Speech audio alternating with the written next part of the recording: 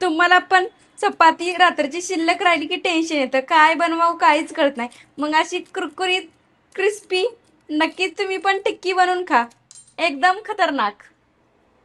चला तर आज आपण बघणार आहोत शिल्लक राहिलेल्या रात्रीच्या चपातीपासून पोळीपासून अशी टिक्की कशी बनवायची, चवीला खतरनाक आणि घरच्यांना लहानापासून मोठ्यांना सर्वांनाच आवडेल इतकी टेस्टी लागते बरं काय. चला मग रेसिपी सुरू करू. त्याआधी जर चॅनलवर नवीन असाल तर चॅनलला नक्की सबस्क्राईब करायला विसरू नका, बेल आयकॉन पण क्लिक करायला विसरू नका अशाच नवीन नवीन रेसिपी पाहण्यासाठी.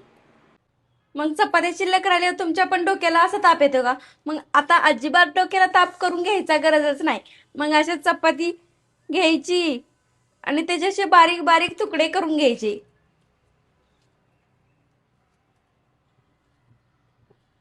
असे सर्व तुकडे करून मिक्सरमध्ये टाकून द्यायचे. नंतर मिक्सरला झाकण लावून मिक्सरच्या भांड्याला झाकण लावून मिक्सर फिरवून घ्यायचं, बारीक करून घ्यायचं. आता असं मिक्सरला फिरवून घेतलेलं आहे, यामध्ये टाकून द्यायचं. आता पुढची स्टेप बघू काय बनवायची. तर तुम्ही जर चॅनलवर नवीन असाल तर चॅनलला नक्की सबस्क्राईब करायला विसरू नका, बेल आयकॉन पण क्लिक करायला विसरू नका अशा नवीन नवीन रेसिपी पाहण्यासाठी. नंतर त्यामध्ये बारीक चिरलेला कांदा एक टाकून दिलेला आहे, त्यामध्ये टाकून देते ठेचून घेतलेला हिरव्या मिरचीचा ठेचा, लसण, आलं आणि ओवा पण यामध्ये ठेचून घेतलेला आहे. तुम्ही लाल तिखट घातलं तरी पण चालतं. नंतर परत त्यामध्ये जिरे टाकून देते, हळद मिक्स करून घ्यायचं. नंतर त्यामध्ये टाकून देते क्रिस्पी पण यावं म्हणून तांदळाचं पीठ 2 चमच, चवीप्रमाणे मीठ पण त्यामध्ये टाकून देते. आता मीठ टाकताना थोडं लक्ष करूनच, आधीच आपण चपातीमध्ये मीठ टाकलेलं राहतं कणिक मळता वेळेस.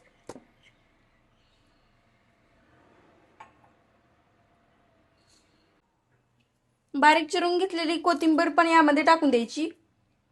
आता तुम्ही यामध्ये टमॅटो, काकडी घालू शकता, नाही घातलं तरी पण काहीच हरकत नाही, घातलं तर आणखीन टेस्टी लागते.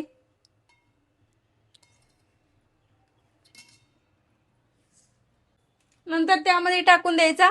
इथे मी बटाटा घेतलेला एक मोठा आकाराचा, उकडून त्यामध्ये खिसून टाकून द्यायचा.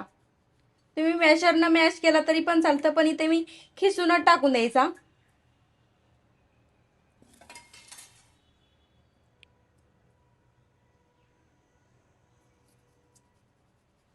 एकदा जर तुम्ही हे करून खाऊ घातलं घरच्यांना, लहान मुलांना तर खूपच आवडेल. नाश्त्याला पण डब्याला पण द्यायला जमतं, इतकं टेस्टी लागतं. तुमचे घरचे म्हणतील संध्याकाळची एक पोळी शिल्लक कर ठेव आणि असं टिक्की बनवून दे. खूप साधी सिंपल रेसिपी आहे, झटकीपट तयार होते. बटाटा सगळा खिसून घेतलेला आहे, आलू आता त्याला मिक्स करून घ्यायचो. यामध्ये थोडा पण पाण्याचा वापर करायचा नाही.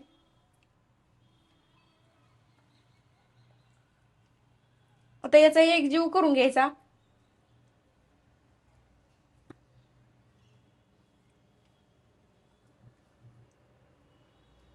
आता इथे एक जीव करून तयार झालेला आहे. आता लगेच घेऊ टिक्की बनवायला. तर त्यासाठी अगोदर असा हाताला तेल लावून घ्यायचं, कारण हाताला चिटकणार नाही नंतर.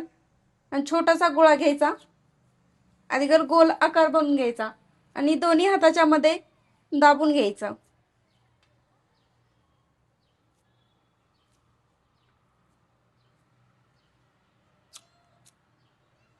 हे पाहू शकता, अशी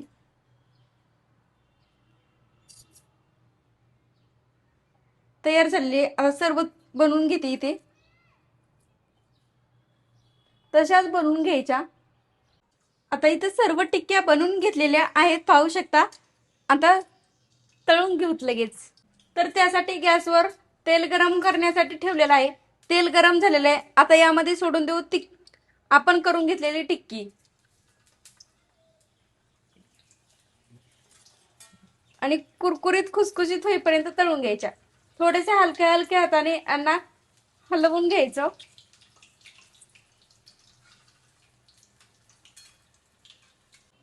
आता इथे तळून तयार झालेले आहेत, अशा कुरकुरीत आता असा लालसर रंग येईपर्यंत तळून घ्यायच्या. आता काढून घेते लगेच आणि बाकीच्या राहिलेल्या पण तळून घेते.